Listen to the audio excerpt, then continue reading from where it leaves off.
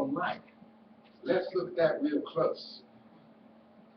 What is it that you really don't like? Because anything you see is not really about the other person because you don't know them. You have no clue what they're thinking about, what their intention is,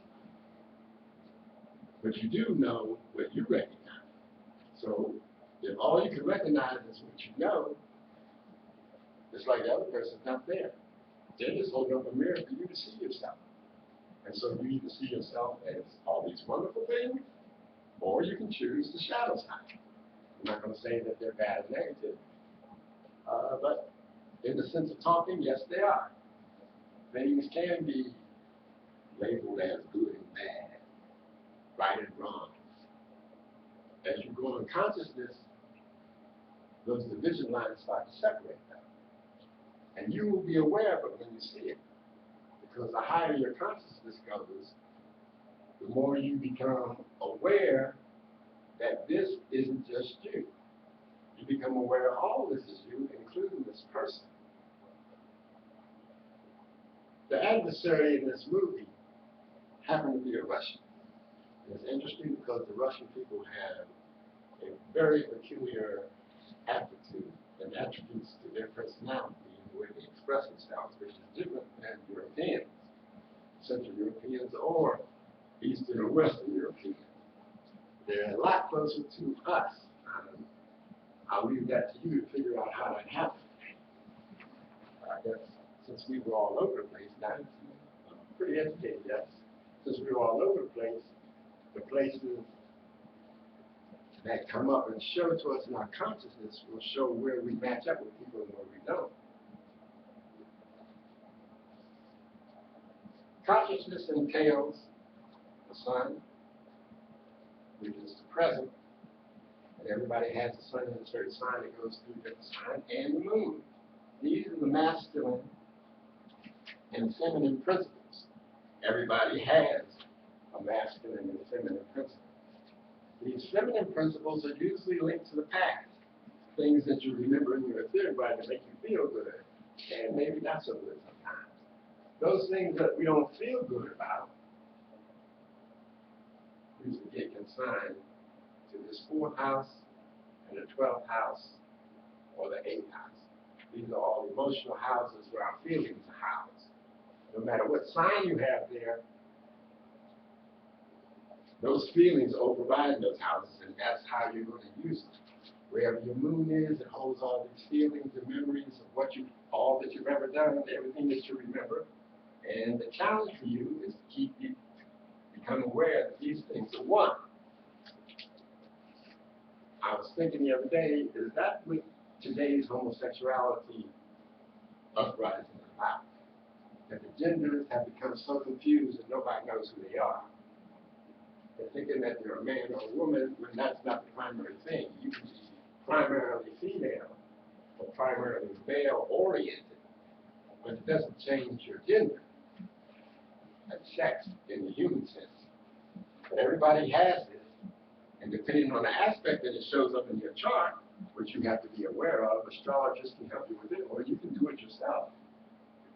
It'll tell you how those principles play out. If you have a square aspect, which is 90 degrees, like say you have a sun rising in Aries, and your moon is in Cancer, since that's the place for Cancer, the moon rules Cancer. Then you have what we call in astrology a 90-degree aspect. It's a very challenging aspect because it has sharp corners. Getting back to the sense of touch, that doesn't feel good when you bump into something that you don't know. You can do an experiment yourself tonight to find out about things you don't know.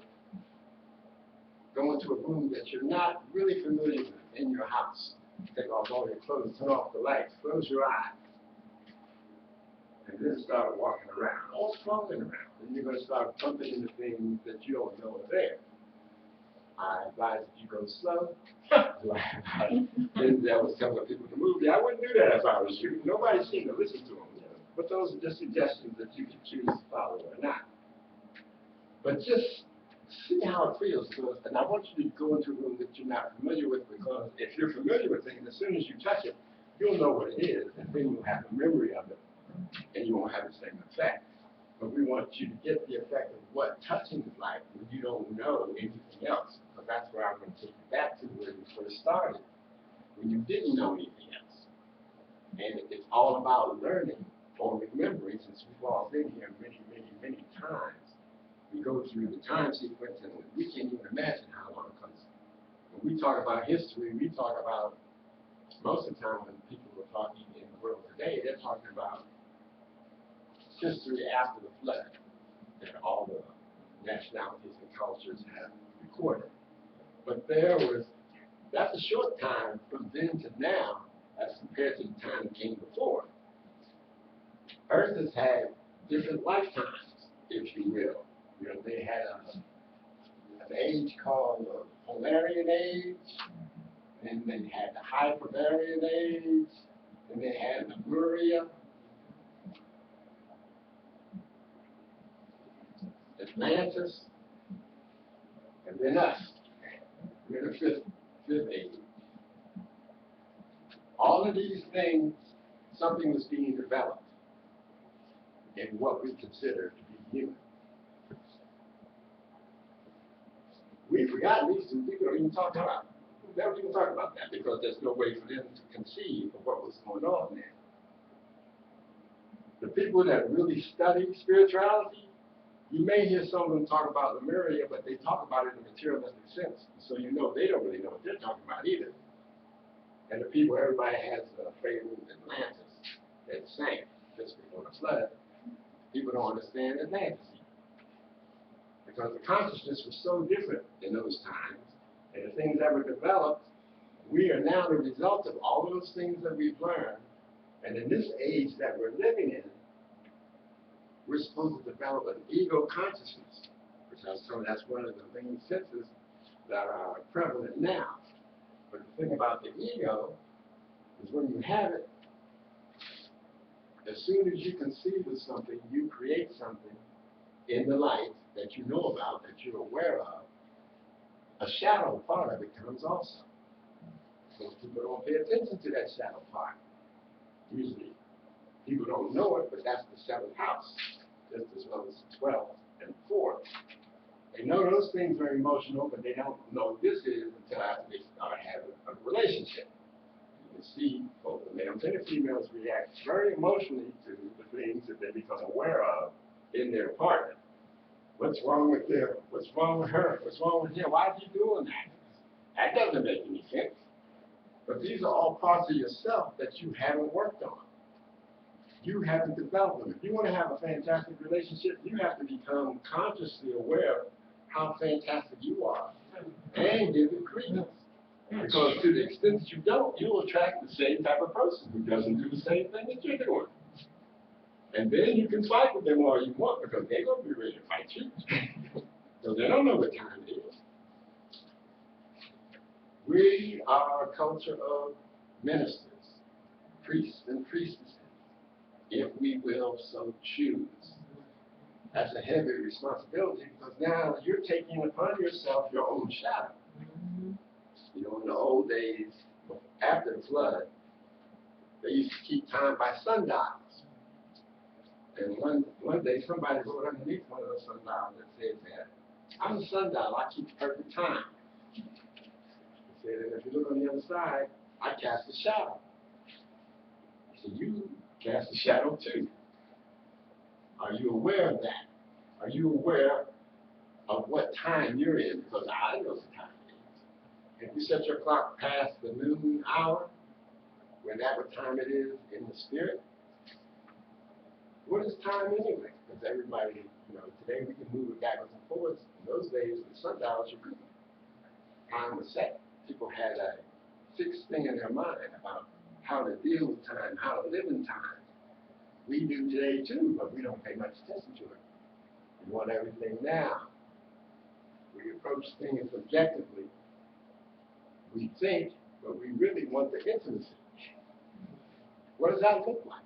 It's a conflict going on. That sun and moon aspect, the male and female aspect in you is not in alignment anymore.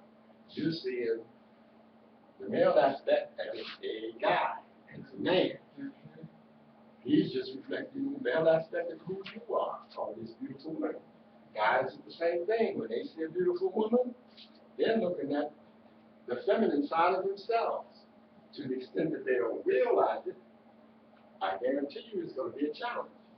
And it won't be too long in coming, especially today since consciousness is raising and you can't get away with stuff. Tying us back to this wonderful movie, Denzel was trying to help this woman become aware of who she was. You know, she gave him the CD, said that she was a singer, la la la la. But every night she came into this little delicatessen where they had 24-hour food place, and she would just sit there at the bar, and he would sit at his table because he couldn't sleep, like 2 or 3 in the morning. And he would share conversations with different people who came in because he paid attention to everything. He had an order in the way that he did things, from the time when he woke up to how he went to work, the way he went to work, how he came to that little delicatessen. He folded his little napkin hat for the same tea. The guy knew it. He came up, poured the water in, cha-cha-cha-cha. So he's talking to this young lady, and she said, well, how did you know that about me? And he just smiled. She said, he said, so you want to be a singer? She said, well, I have songs. But he said, well, she said, but I have some other things, issues in my life that I can't get straight. He said, you can be anything that you want. And she looked at him, she said, that sounds good. And while she's talking to him, there's a car outside honking his horn. Her phone starts ringing. Somebody blasting her phone. Pick it up and come on out here. And it's her John, come to get her. You know, this is his night to do his thing. So she goes on out there and gets in the car. Next time he sees her, she got a big bruise on her face. So here we have a conscious person and an unconscious person. He said, what happened to your face? She gives him a song and dance, and that's not important what she said. But now she's showing him, these are the challenges I got. I don't know what to do. So the next time he comes to the delicatessen, she's not there. He comes several nights in a row, and the guy who runs the place says that she's in the hospital in intensive care. So he goes to see her. She has a friend there that's sitting in on her. He sits outside. He just waits. He carries his book. He's reading. Old man to see that he can have conversations about, which is part of the uncultured of the movie too. But when you see it, you'll see that. And when the girl comes out, he asks her, you know, her friend comes out, he says, well, how is she doing? And she doesn't know who he is. And she, like, takes a step back. She says, who are you? And he says, a friend. And then he gives her a handkerchief. And then she takes it, and we had a sense of touch. Becoming involved in him because she accepts it, and then she starts talking to him. Well, anyway, the girl he knows is laid up, got bruises all over her head, black eyes, look like there's a cut on her. And the girl says she hit the guy back, the one that was her so-called pimp. And he told her the next time that happens, she wasn't just going to be in intensive care, he's going to cut her throat. So Denzel takes it upon himself to go down to this guy's place. This is the Russian we were talking about. He's a cold dude. And he has his cronies in this restaurant with him. So he comes in the office and he said, here's $9,800. And the guy said, what is this for? He said, it's for Helena. He said, I don't know who she is, but she's an expensive piece. He said, but this won't cover but a week. He says, take your money, go home, drink off, do whatever you want to do. Just get out of here. So Denzel said, I'm offering you this money. I'm giving you a chance, you know, to do the right thing. And the guy invites him to leave again. Meanwhile, all his boys are getting kind of tense. So he said, one guy puts a silencer on his gun, another one takes out a knife. The guy behind the bar, the bartender, gets the bat, corkscrew, and all that stuff. And Denzel's already taking all this in. So he picks up his money, starts walking to the door. He gets to the door, and he opens it, and he closes it. And he opens it, and he closes it. I'm not going to tell you how many times, but that's the clue. Just like the $9,800 is a clue. It's it's interesting to me that the writers of these screenwriters of the movies today seem to be, whether they are conscious of it or not, are tied into the rhythm of the universe and giving you signs and symbols that are already contained in the way that we live, in the cultures that we live in our language. Talk about the crystal language. Things that are not said, but are clearly picked up. So all these guys knew Denzel was a problem, but not one that they couldn't take care of, because there's 5 of them, 1 of him. So when he finished opening and closing the door, he turns around and I'll let you see what happens in it. Then he leaves. The next thing you see, this guy from Russia gets off the plane and he wants to go to the place where this mayhem took place. And he scopes out everything and he said, well, whoever did this is really good at killing. He said, because these guys were not rookies. So he's talking to the policeman and telling him this is what he wants him to do. The policeman said, this is my town. We're becoming aware of who we are, what we are. Who we think we are, is that really the person? And so the Russian was about to leave, and then he came back to the table and he said, I'm sorry. He said, it's been a long fight, and I've been rude to you. He said, but I'm not here to ask your help. I'm here to tell you what to do. And you're going to do it, or I'll get somebody else to do it. So the guy just looks at him like he's crazy. He takes him to different places, introduces them to different people. And he says, when you go in there, this is how you have to act. The Russian goes in there and acts the way he wants to act. He acts like butthole. He does everything the guy told him not to do. And then caused havoc. He ran into the first place he ran into the guy, the Irish, who were controlling the downside of business. All the pimps and money and whatever people do on the dark side of the law. And they had the police with them. And the Irishman was saying, he ain't like Russians anyway. And he was talking about this and talking about that. And what this guy ended up doing to him, you have to watch that too. It's like, wow. When they go outside, the policeman who's the escort, he's saying, you can't go around acting like an animal. You're in the United States now. He said, what the heck were you doing in there? And I said, I was sending a message. With message delivered.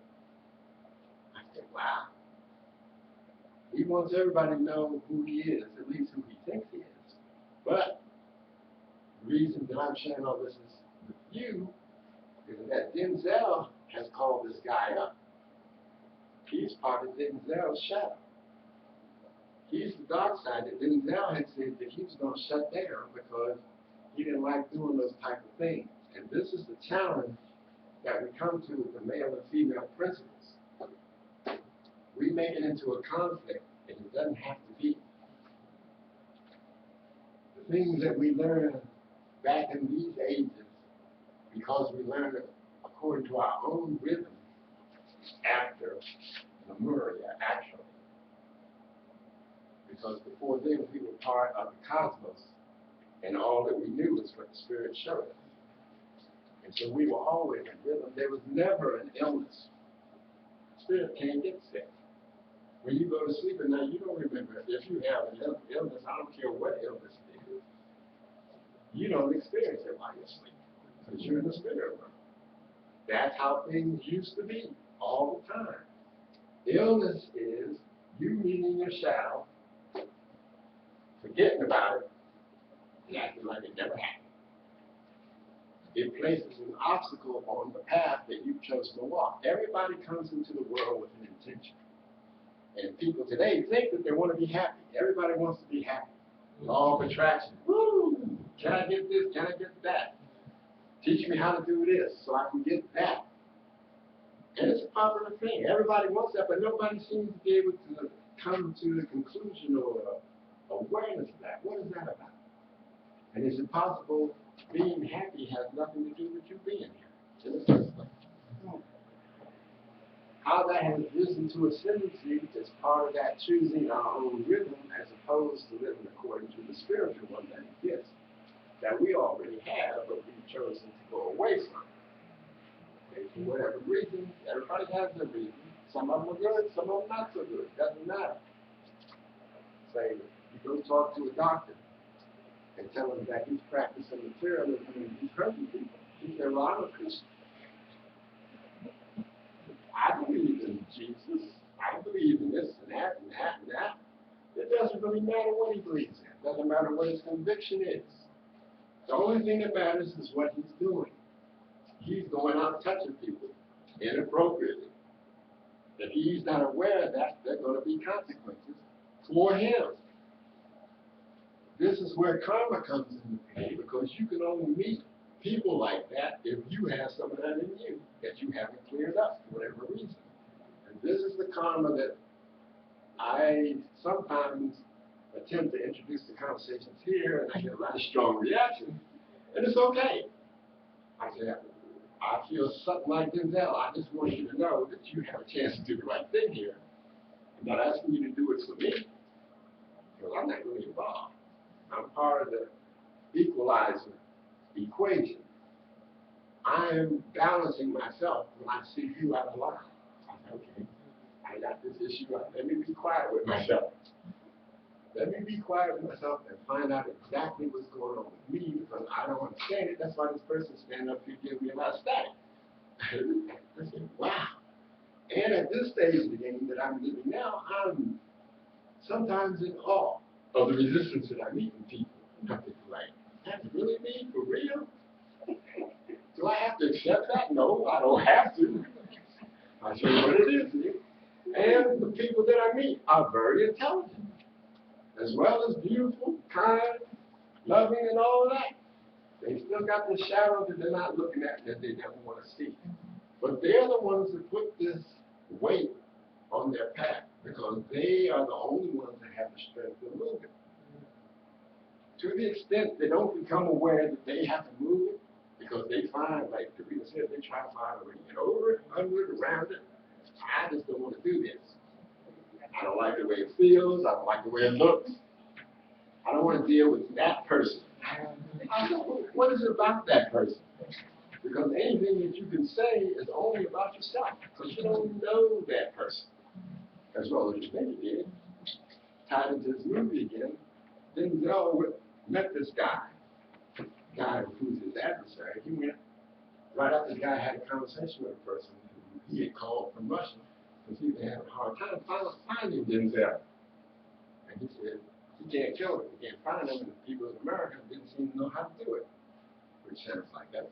You know, we think we know stuff, we think it's our talent, but then we find out, like sometimes in classes here, and I think it's a laudable thing, the way that the reader presents the classes is fantastic, because she actually puts you in a position to see how challenging things are that you thought was pretty simple. She asks you a simple question, and I hear some of the answers come back, and I'm thinking like, wow, are they listening to what they're saying? I said, because I'm hearing it, and I'm getting straight right away. And then usually by the end of the class, which I think is the power of the Spirit that lives in here and works with us in here, the student has some enlightenment comes to them. Some part comes to them, and they know, I got work to do. I can no longer think what I used to think when I first sat down and started talking to Reverend Dorita, when she presented this challenge to me to say, well, what is that?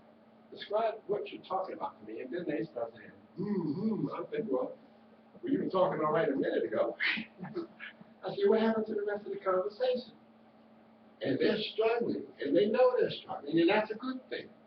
Because this is part of the thinking process that we have. We all have feelings. And I guess we want to put Gemini in there for thinking. That's where it starts with thinking.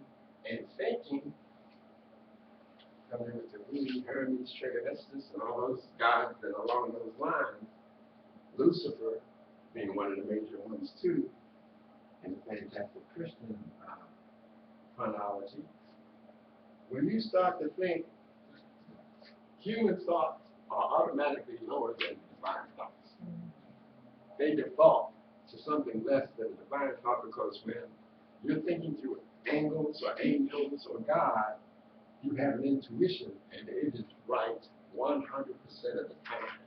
Because you're human, you may have some questions. I'm not sure about that. I don't know if I'm going to do that.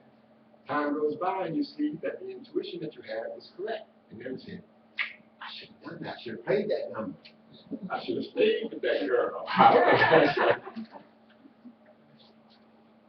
Afterwards, it's something else. So our thinking is lower than the divine thinking. I also was looking at something about Egyptology versus what the Greeks showed us and what the Romans after them. And I'm coming to the conclusion that they're telling the same story that was told before, but it was told in a different culture and had to be changed because people's thinking had changed. If we try to do things that the Egyptians were doing back 40,000 years ago, it ain't gonna happen. We just don't have the capability to recognize what they were doing. Even if we can get the objectivity through the sense of touch, we don't have the intimacy of it. So we don't really understand it because we can't touch it. And this is the challenge about touching things. When you touch something, because you've already gone out of yourself, you're out of touch with it, and no matter how much you touch it, how close you get to it, you never become totally involved with it. This is part of recognizing the truth. If we pick up a crystal like this is the truth. If we see a tree branch, and we pick that up and say this is a tree branch, that is an untruth. Because a tree branch can only exist as part of the tree.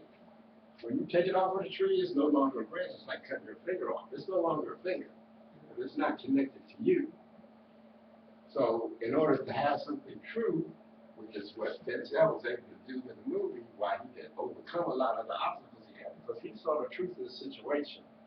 And he didn't short sell any of the people he was up against. Like they short sell him. Right, it's 5 of us, one of him. He's toast.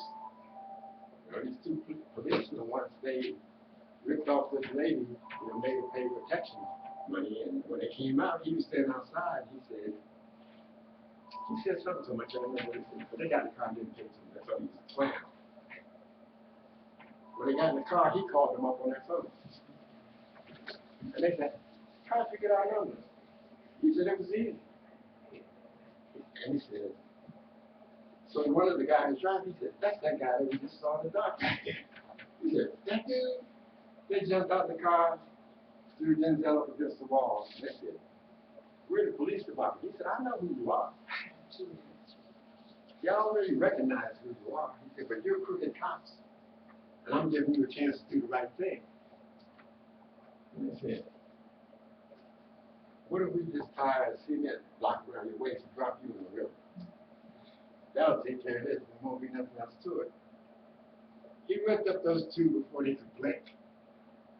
And then he played a tape for them to show them what they were doing. He said, "Now, the right thing would be for you to do the right thing. I don't have to tell you, you know what it is, because you're a policeman." He said, "And if you don't do it, this tape is going to be on all the news stations tomorrow morning."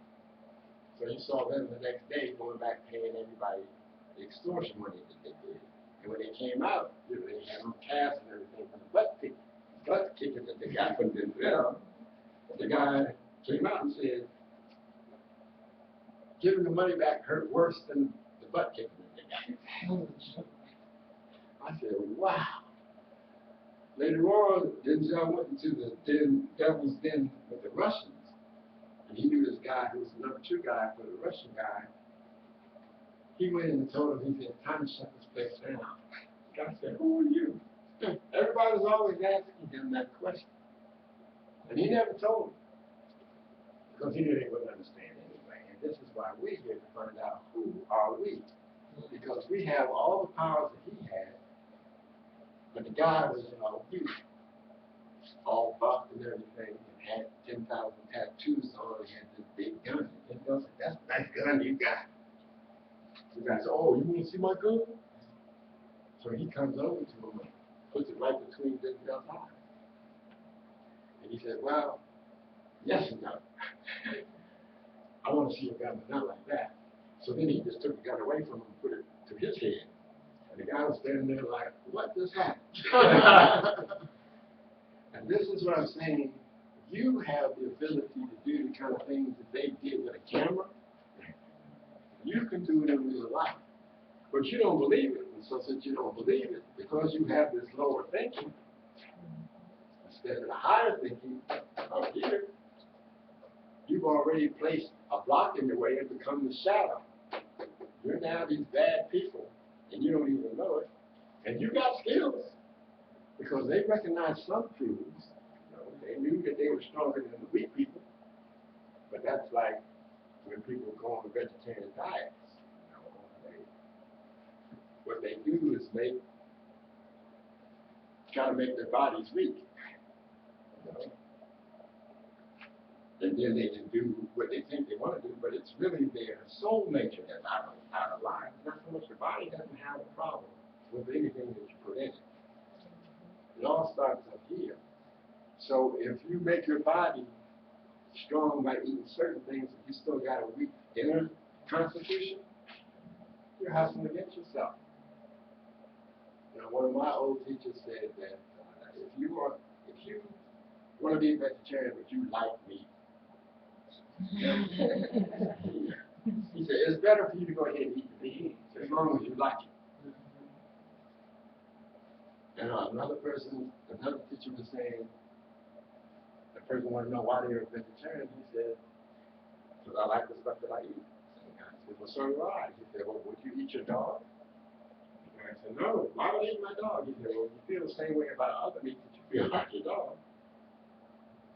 You'll be into something. So it all starts in here. You can't force yourself to do things, even though you think you are. That's when you're stepping outside the truth. You hold the tree branch and thinking it's still alive. Once you're cut off from what you are, you are no longer what you thought you were. Because you never understood that in the first place. Remember, you started out unconscious anyway, even though you had everything. And in building your consciousness, because you didn't build it in the rhythm of the universe, with the impulse of the universe, the spiritual one that's real for everybody, you don't have the truth anymore. You don't recognize the truth of yourself. You don't recognize the truth of even the people that you meet, because they're going to be bringing back the truth that you're living, whatever that truth is. You know, when you hit a person, that's where you get into reincarnation, to tie into karma. You box them on the ears. That felt good. I put them in their place. When you go through Kamaloka, you have to experience what they experience. How does that feel?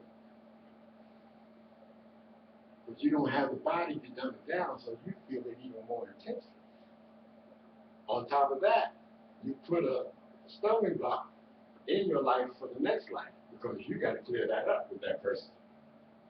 And when you meet that person, you probably, whether you like them or not, and more times than not, even if you like them, you'll end up not liking them, because you'll find out you got to do what you don't want to do. I don't want to love that person. They hurt me. This is part of the lower thinking again, because you've forgotten who you are. Even though you went out and came back in, and you learned a lot of things. And you're still learning things through this rising point, wherever your rising sign is. Sometimes your rising sign is opposed to what your sun sign is. What kind of convoluted thing that turns out to be, but it's good, because all it's doing, all astrology does, is reflect to you where you are in life, where you are in the rhythm of the stream of spirit. Reverend Dorita has shared, and when I first heard it, it was kind of challenging to me. She said, you don't have to follow your stars.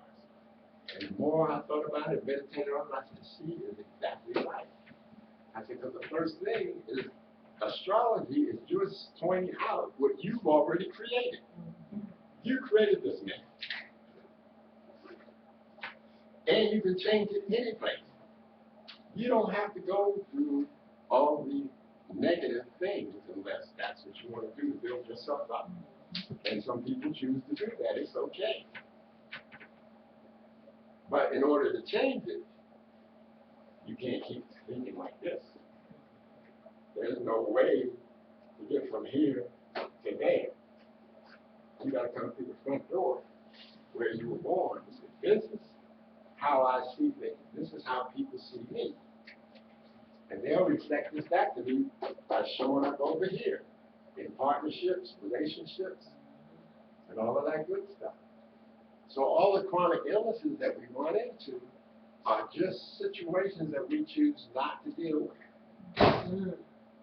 Just situations we chose not to deal with. And you have to use your imagination to really see these things, because thinking is pretty much logical. Gemini thinking, they are the best logicians in the world. They can figure out anything as long as it's logical.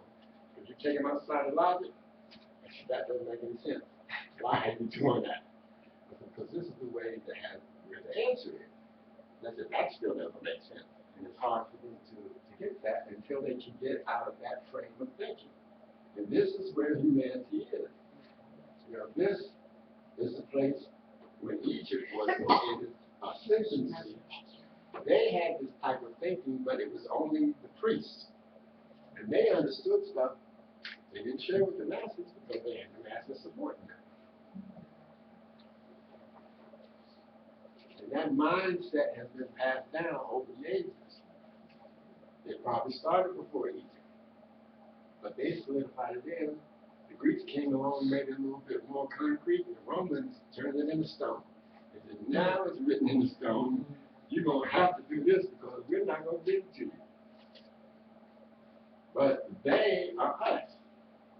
And we have forgotten that we made them the way they were. And they're there as blocks for us to move. You have to move it with love, because if you use force, you're creating this whole cycle over again. You keep going out and coming back and not recognizing that what you're doing. We all have a door that we have to come through. Like we came through that door when we came to High Seas. And you need to be aware that when you come to the door, and you are aware because most of us keep the door shut. We're not letting anybody into our life, know our personal stuff. That ain't their business. They don't need to know. And you know what? They're standing over there on the other side doing the same thing. Need to know. You don't need to know this. We all need to learn how to open our doors. And guess what? That's step number one. The next step is, once you open the door, you have to come outside and go into somebody else's. And that won't feel good, because that sense of touch that I was talking about, now you're dealing with stuff you never consciously dealt with before. But these are the things that you set up in other lifetimes that you wouldn't do then, that now you have the opportunity to do now, if you will. Because if you don't, the next time you come back, it will be tougher. People say, well, I can deal with that. I say, you're having trouble dealing with it now. So what makes you think you're going to change for something better?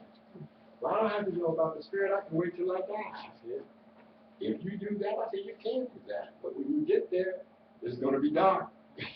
Because you didn't take the time to learn things and become consciously aware of touching things on this plane.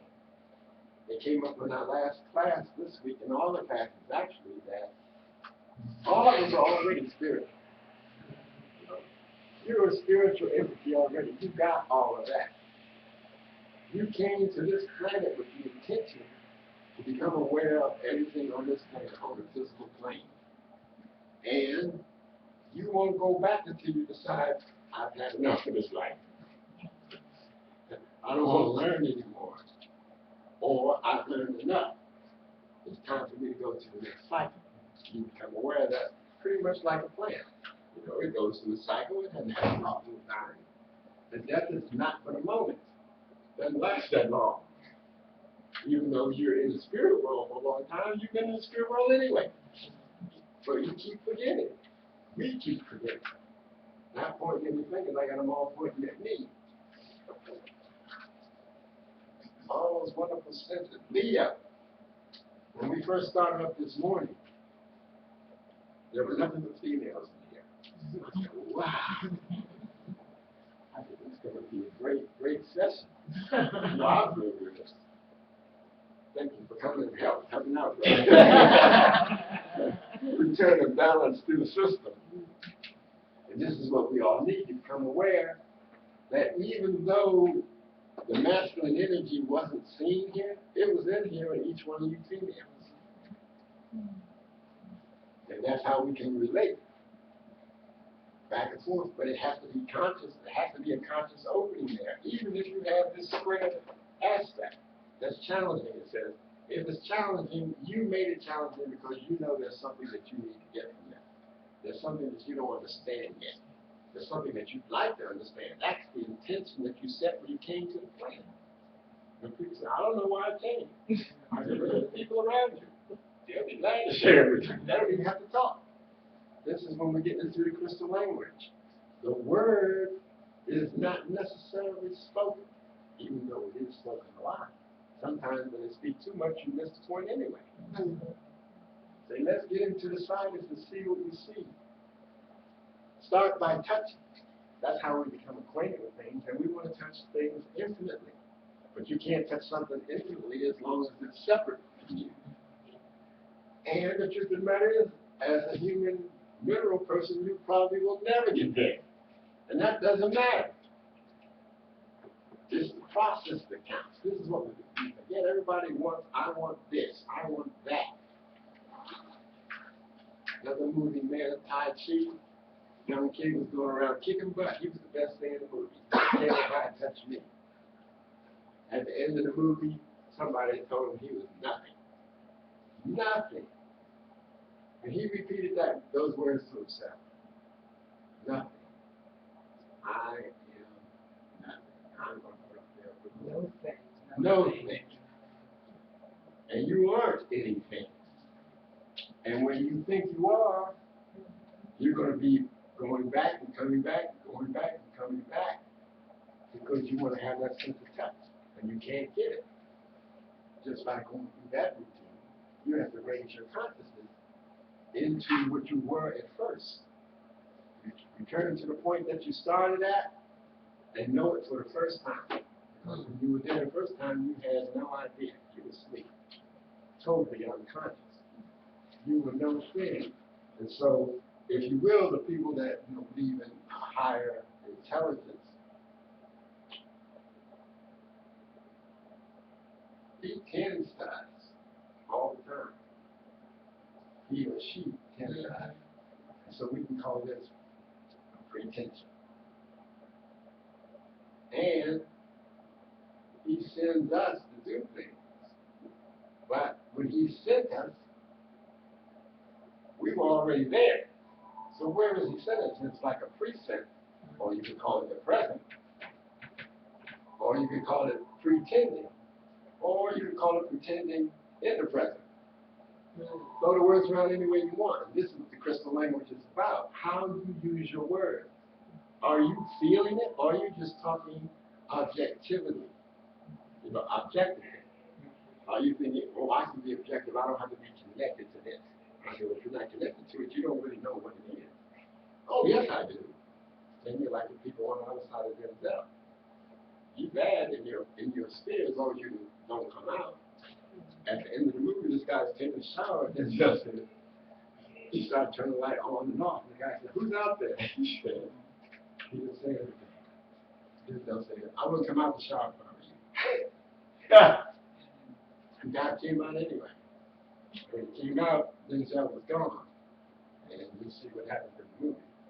So it's like the equalizer in these other people, in the shadow people, lives here in our consciousness, in each one of us.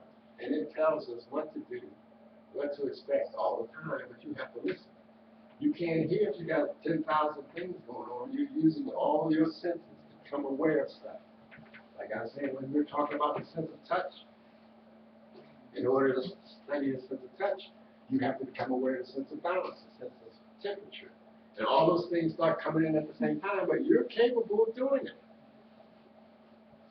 Me talking about it, you say, well, he's talking about my stuff. I don't know if I can handle all that. It's not about me talking. I'm just giving you information that you already had when you came in. I put it in a different order than you used to, because I like to think, because I've experienced some of this, I said, well, let's give them this and see what they do. Some people say, that doesn't make any sense. Why would I do that? I'm in the shower, I'm coming out. I'm wet, I want to get dry. I'm coming out. I got all these guards around me to help me. If I want, I snap my finger, they come do whatever I want. But you don't realize that those guards they're not around anymore. When we went to see the guy at the dinner table, the guy said, I'll find him. Me and my guys, you'll find him. So while he was sitting there waiting for him to come back, his phone rang. And he saw it was Denzel calling him. He didn't even answer. Denzel came, sat down at the table with him. He said, that guy ain't coming. he won't be back. And then he put his glasses on the table, had blood all over it. In case the guy wanted to have sense of touch to know what the truth is, because he had a hard time. And he kept saying, who are you? And Denzel asked him, well, what do you see when you look at me? Because they were playing this game. So Denzel told him about his whole life. When the guy asked him the question, he said, well, what do you see when you look at me? And he told him what happened to him when he was a little kid. And how he got to the situation. And how he murdered the people that were loving him and nurturing him and all that kind of stuff. And then the guy at the end of the story, he said, that's an interesting story. He said, man, as you told the story, you think you know me. Denzel didn't say nothing. He wasn't there for an argument. Just like when this guy was in his element, he went to see people, he wasn't there asking for help. He came and told them, this is what I want you to do it or die. That was his message to people. Denzel came and said, you know the right thing to do. Just do it. People said, why I gotta listen to you? You don't have to listen. That's your intuition talking. Has nothing to do with who you think this person over here is. They're just the messenger. Messenger coming from you. Anybody that you have a problem with, somebody says something to you that's out of line, look into yourself and see why you feel that way. Earlier this week, I had a challenge, had a little health challenge, and I couldn't swallow, I couldn't breathe. I'm thinking like, what am I going through now? My wife was there and she assisted me in raising my consciousness, reminding me who I was. And when I got up and went downstairs to get some water, before I came back upstairs, everything was clear. And I'm going to say, that's who I am, but I didn't know. I wasn't conscious of that while I was going through the pain. All I was focused on was, this doesn't feel good, it hurts, I can't breathe, I can't swallow. All my lower senses are working overtime, giving me information. But you don't need information. I needed to raise my consciousness and become aware of who I really was. And once that happened, I mean, I had pains all over my body, but I was just focusing on the ones that were hurting the most. And by the time I got back upstairs, I could hardly feel any pain anywhere. So I'm thinking, I guess that's what they call a miracle, but it's not really a miracle, it's just waking up. Get in touch with yourself. To get in touch with yourself, you have to go out and come back, and you never move. That's the paradox that people have a hard time with spirituality. We start out seemingly on the physical plane, but we actually forgot that we came out of the spiritual one. And then we start, like, as a baby, we think that's square one. That's the first thing that happens. And so we'll talk about the word first. What comes first? And then do that old chicken or the egg thing, and it's not about either one of those. That's duality. Duality of the sun and the moon principles, male and female principles. There's only one principle. And that's who you are, that one principle. And we're asking you to remember that. And asking you to remember that, knowing that that's going to be a big responsibility. And you have to choose consciously, because it won't happen by itself. I mean, things that are happening, people could say, well, I knew Jesus existed, and that's enough. And I said, well, fine. Leave that person alone. They know where they are. But remember that they said it to you, so that's some part of you talking. And you need to get defined. Some part of yourself is out of line with who you are. And you didn't recognize it until that person started talking to you. So give them a blessing and let them go on their way. You don't have no work with them.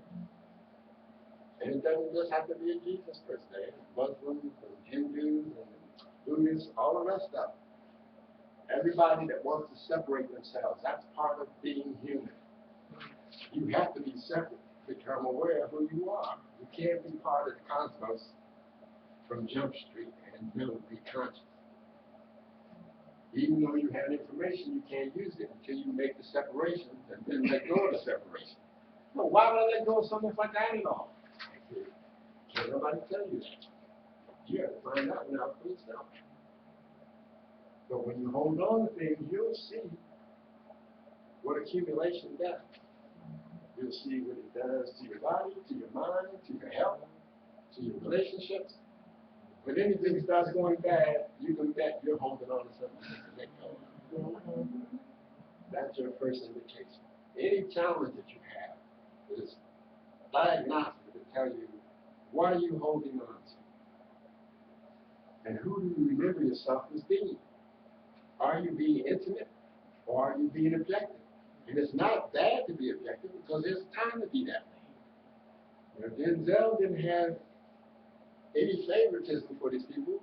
He didn't care. He said, I'm giving you a chance to equalize things. If you don't, there are consequences. Your choice, not mine.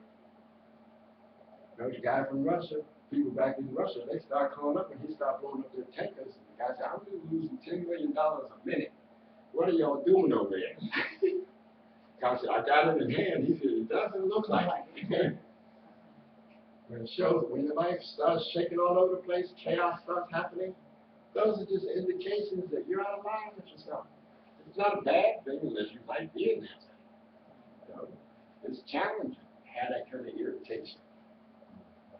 Have that chalk run across the board. If you're ticklish, that's a sign that you have not become totally one with yourself yet. Ticklish anywhere. And it's not about being controlled, because you can control not being tickled, but it's not the same thing as not being ticklish. And this is the same thing with language. When people are talking, you sometimes get part of what they're saying, and the other part just goes, and that's okay. Get what you can, and work with that, and then you'll be amazed at the stuff that comes to you afterwards. It really doesn't have anything to do with the person or the presenter who was talking to you, because they were only talking things that you already know anyway. I'm another part of yourself that is shedding light in a place that you don't even usually look. That's the only reason that you don't know some of the things that I'm saying. Like when I was giving you those different senses that you hadn't heard of, like the sense of life, the sense of temperature, the sense of ego. And I said, what does that look like? I don't even have an image for it. The Hebrew people, when they had the Ten Commandments delivered to them, the translation that we get is, I'm even going to say it's a bastardization of what the Ten Commandments really are, because it says, you have no other gods before me, is true. And it's true for everybody, because if you put anything before who you are, anything, anyone before who you are, you're breaking your own commandment of who you are. There's nothing more important than you in this universe. When you say I am, you can't be talking about anybody else but yourself.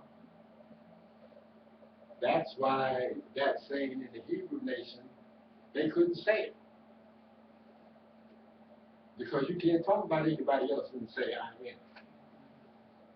And so when that I am, when you put something like that up, that is huge. And then you put a negative behind it. I am sick. I am tired. You had the power to call it into being. You've been given that kind of power. You've been given the power to free yourself. It's like when you came out of the universe, out of the cosmos in the beginning, it's like you're being evicted. But being evicted is a good thing, because now you become aware of how much more there is. There it is. It's not a negative thing. It's not because of sin. I say it's the way you look at the word sin. And that gets back to the crystal lecture. We're talking about being pre-sent or present. It's your choice. If you want to be one of those that was sent before to show the light, then do that. Or you can be present and let it happen right at the moment.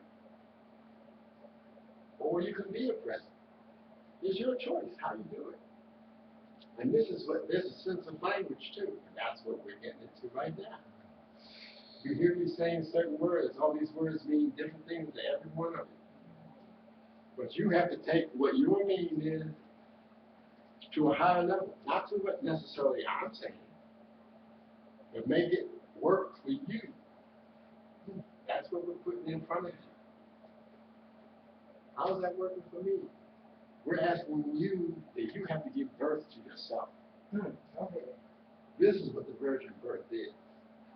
It has nothing to do with all those mystical things and stuff that secret societies come up with, and initiation, blah, blah, blah. God be good. None of the people today understand what initiation is anyway.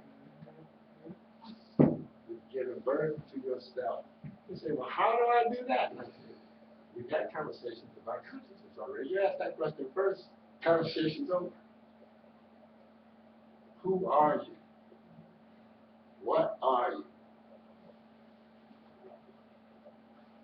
The Roman story of Jesus is different than our story of Yeshua. And Yeshua is only part one of the whole story. And we are just now in this age, the fifth age that we're living in, coming into the awareness of what Yeshua did. The people back then didn't have to think about it because they didn't have the thinking apparatus. They could just accept things because they had lived in them. You don't have to tell something to somebody if they know about it. Yeah, I know him. We live right next door. See him every day. There's not going to be an argument about did he live next door to me. They know the guy. When people start having arguments, you know they don't know what they're talking about. You need to leave that area immediately. Because it's not about argument. Everybody has an opinion. It's okay. Let them have it. Keep it. You have yours. You want to be in line with the truth. When the clock says 12 o'clock, you want to be at 12 o'clock. 9, 11, 10, or 3. Which is your choice. You can be there. Being present. Touching. Touching intimately. And it always starts off being objective. When you see somebody approaching you and they look attractive over there, that's an objective thing. But a lot of attractive people can approach you. It's your choice to make it intimate. A conscious choice. And when you make that choice, that's not a small choice. That is huge. Becoming intimate with someone. When they talk back in the Bible about Adam knowing Eve, my question to you is, why is that always a sexual thing? And she conceived. What does conception mean? Does it mean anything sex primarily? No. That's not where the root comes from. But everybody says, oh, I know her, I know him. You don't know them, you better have sex with them. But it's totally different. Totally different. So I'm going to wind it up with that. You are now in the fifth age. There are 2 more ages to come. And people talk about the age of Aquarius is coming.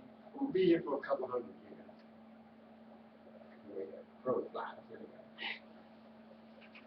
And then there's an age after that. And the consciousness that we will have then will have those people looking back at us and say, well, what were they thinking about?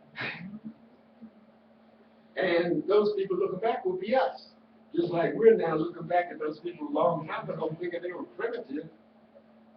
And they had all the conveniences that we had, plus some. We just forgot about it. I was just thinking about, I was sharing something with my wife. I was living over by American University, and I was talking to somebody about when I was in high school, I couldn't even remember if they had a cafeteria. I said, how is that possible? I know we ate. I remember going to the store. I don't remember coming back sitting down and eating. And this is what memory is again. This is another thing we want to drop on you. Memory is good for you to forget things.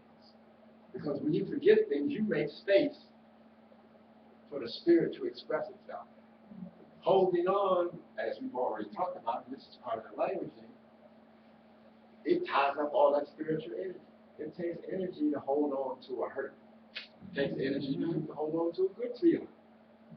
And as long as you're holding on to that, there's no room for something new to come in. This is the consciousness that we're extending to you. This is the consciousness that you have set an intention to become one with just by being here. And not just today, anytime you come up here, because you're going to get the same kind of talk, same kind of presentation from a different perspective. Because we can't tell you everything at once. It's just not possible. Nobody's going to have the whole truth. They can give you a perspective of it, and you can resonate with it or not. That's what I'm going to leave you with. Thank you for listening.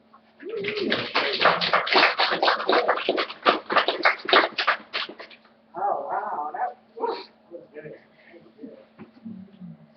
Okay, I am your presence. Yes, indeed. I'm receiving all that. Yeah, and you know when you were talking, I was like, oh my God, I am the present. Do y'all realize that? I am the present because this institute would not be here if it wasn't for me. And ain't nobody doing this. And all I'm trying to do is to get some people to be prepared for the next. And y'all won't do it. What's up? What's that thing we said? What's up with that? Ooh-wee. What's up with that? What's up with that? I got a bunch of, look, we got to do this thing. We got to do this thing, and it has to start with you first. Yeah, it's going to hurt a little bit, right, Tiff? Sometimes. Sometimes it's just a little bit of hurt. I had to hurt. Do you know I believe that Mark didn't sing? For real. But I had to see it. I had to look at it. Golly, that's my stuff. And I had to get my broom and go around and clean it up. And the only thing we're asking you to do is to do the same thing. Because when you start cleaning up your stuff, you start seeing. And when you start seeing, then you can help somebody else clean up their stuff. Because everybody got it. Everybody got it. There's not one of us in here who's not holding on to something, got some stink, and you gotta clean it up. You got to do it. And when you put your foot on the path, and you come up here, it's not a joke, folks. This is not a joke. It's not something that you can play with. You can say, oh, I don't have to get it there. I can do it on my own. That is true. You can do it on your own, but it'll probably take you forever. You get beat up all the time. But if you do it with conscious people who are around, who love you, who are going to assist you on the path, go fast. Go fast. And you can do it, but you have to, you have to have that desire, because that's what you came in the first time around. When Spirit told me that I was going to be doing this, and they said you're going to be a soul navigator. My question to Spirit, well, what is that? What do you do? How do you navigate a soul?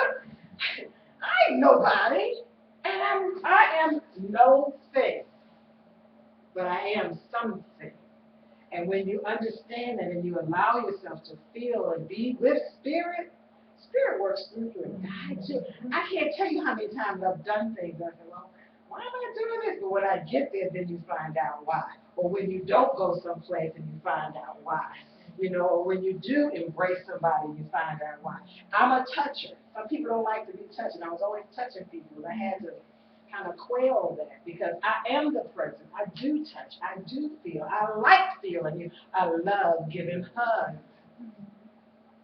But I also have to know how to monitor the hugs that I give, because if I hug a male and he's looking at me and he's only looking at the beauty, and I hug him, oh, she kind of liked me. You know what I'm saying? So I had to learn how to monitor that, but still give my love, because that's who I am. I am that present. I am that love. I am that gift. I am the giver. So, I love you all, guys. I really do.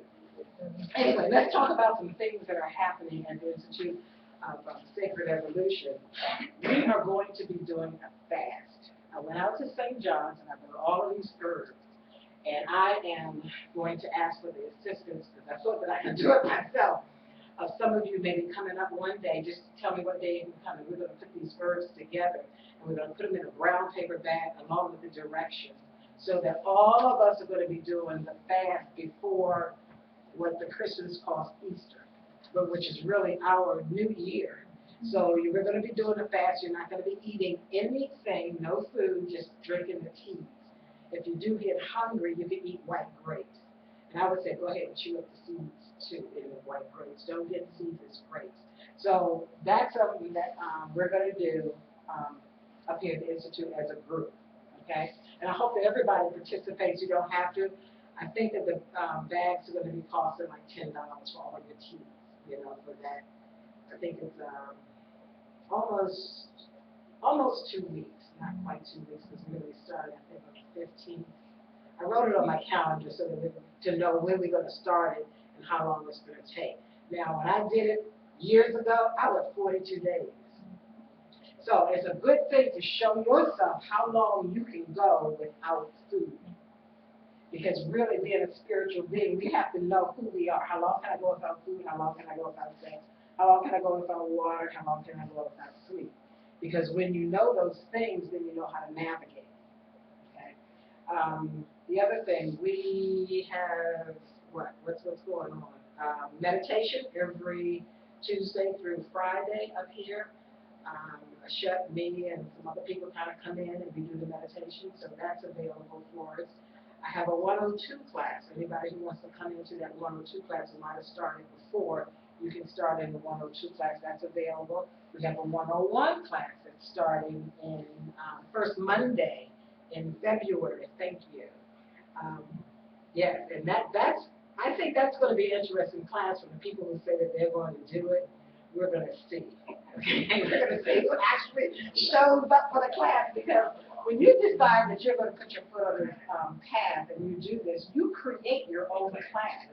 There's a rhythm and a vibration that you have created individually with those people that are in your class. Okay, so we're going to see what happens with this 101 class. I'm kind of excited about that one because, say that again?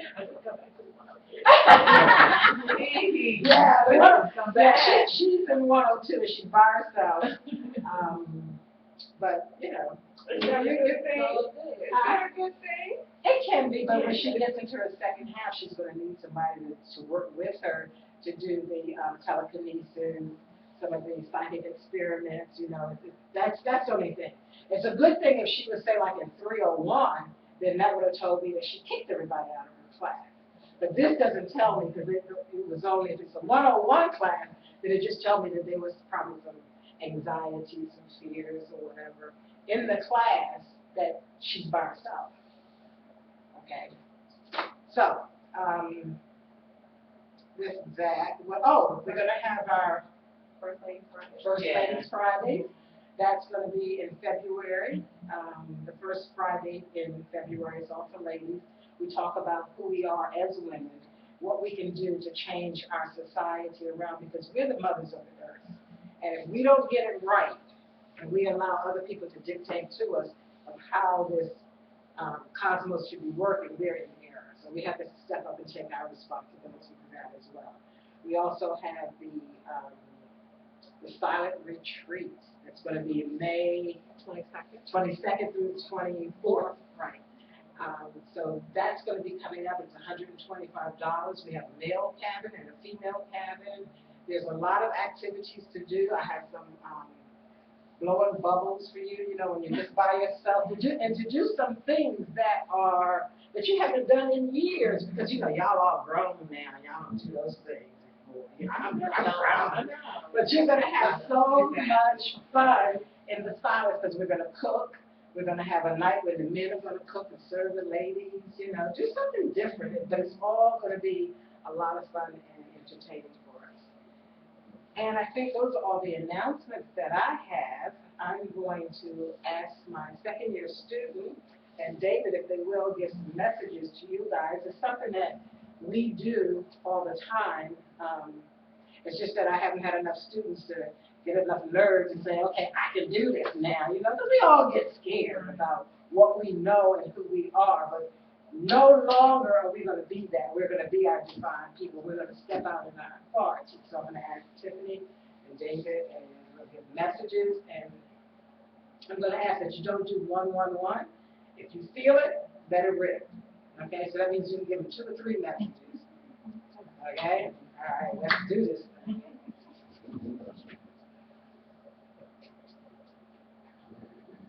Oh, and when they come to you, if you don't want a message, just say, no, thank you, and we'll pass on, we won't get our feelings hurt. Audra, when I come to you. It's a great thing. You can just say, right.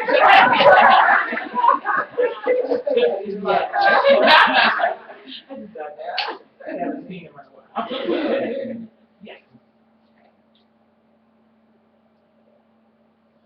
You are feeling something very deep, like you're holding something very close to your heart that you should let go, because it's stopping you from reaching that next level that you want to get to. And it's not that it's not important, or it's not that it's not significant, but the fact that you're holding on to whatever it was that was